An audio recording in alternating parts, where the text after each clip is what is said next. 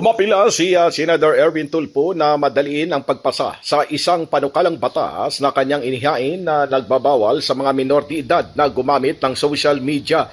Sa kanyang Facebook page, sinabi ni Senador Erwin ay noong nakarang taon pa ay kanyang inihain na ang Senate Bill number 595 o Internet Safety and Protection of Minor Act.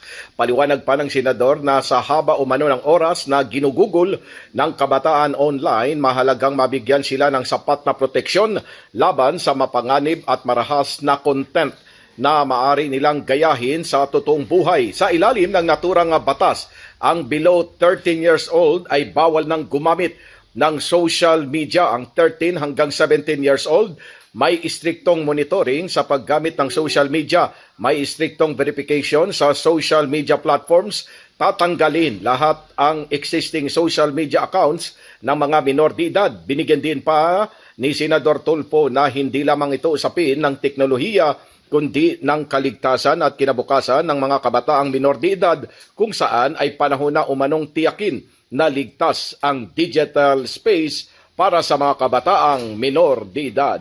Pilipinas, mula sa Senado, Silvestre Rambulabay, Radyo Kayamanggi.